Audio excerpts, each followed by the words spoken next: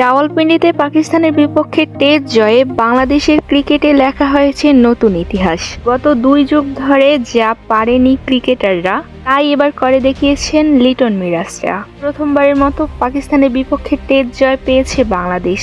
শুধু সেটাই নয়, পাকিস্তানের ঘরের মাটিতে পাকিস্তানকে হোয়াইট ওয়াশের লজ্জাও দিয়েছে বাংলাদেশ ক্রিকেট দল। পাকিস্তানের সঙ্গে এই অর্জনে ক্রিকেটারদের সঙ্গে প্রশংসায় ভাসছেন কোচিং স্টাফ সহ সংশ্লিষ্ট সবাই।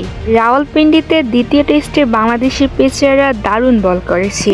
বাংলাদেশি পেসারদের দুর্দান্ত বোলিং করার জন্য সাবেক 2 বোলিং কোচ অ্যালান ডোনাল্ড ও ওল্টিভ গিলসনকে কৃতিত্ব দিয়েছেন তামিম ইকবাল। ক্রিকেট বিষয়ক ওয়েবসাইট ক্রিকইনফোকে দেওয়া এক সাক্ষাৎকারে তামিম ইকবাল জানিয়েছেন, বড় কোনো জয়ের পর অনেক সময় মানুষ ছোট বিষয়গুলো ভুলে যায়। ওয়ানডে ও টি-20 খেলায় ক্রিকেটাররা যখন বিশ্বকাপ খেলতে ব্যস্ত ছিল, তখন টেস্ট দলের বেশিরভাগ ক্রিকেটার টাইগার্সের অধীনে অনুশীলন করেছে।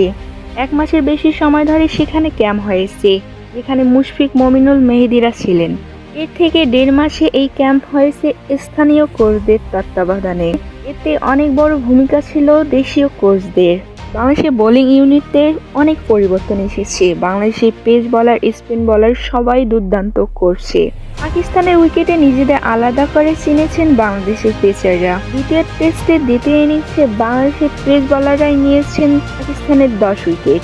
শরীফুল ইসলাম, নাহিদ রানা, তাসকিন আহমেদ সবাই নিজের ছাপ রাখতে পেরেছেন। পেসারদের এই দুর্দান্ত সাফল্যের পেছনে 2 পেস বোলিং কোচকে কৃতিত্ব দিয়েছেন তামিম।